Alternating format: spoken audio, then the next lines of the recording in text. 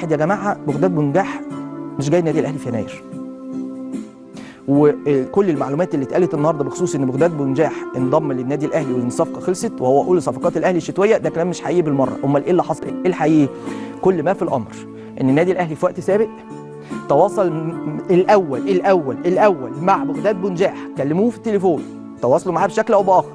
يا كابتن بغداد، يا محترم، يا لعيب، يا كبير، يا مهاجم، يا مميز، احنا عندنا رغبه اننا نتعاقد معاك ونشتريك من نادي الشمال القطري، نشتريك من نادي الشمال القطري، ايه رايك؟ استطلاع راي، وده اسلوب الاهلي دايما، بيسال اللاعب الاول. فطبعا بغداد رحب وبشده، قال لهم يا جماعه انا عن نفسي مبدئيا انا موافق جدا.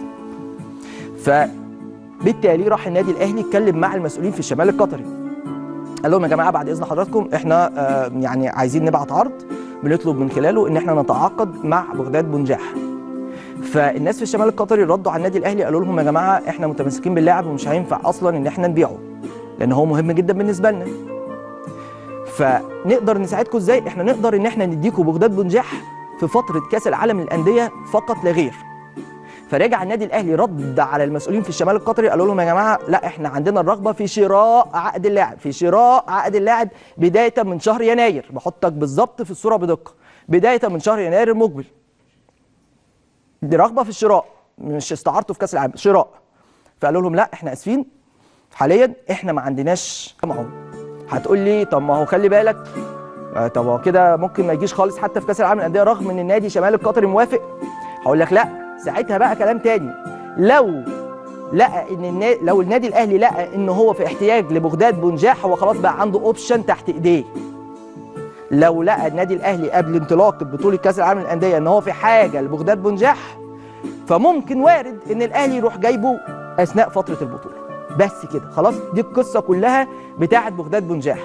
طيب الاهلي ما رضيش بفكره بغداد بنجاح في الفتره دي، بس ليه؟ لان هو او كان عايزه في يناير. ليه؟ لان ده الرغبه او دي الرغبه الاساسيه داخل النادي الاهلي، ان انا اجيب لعيب اشتريه مهاجم اجنبي تحديدا.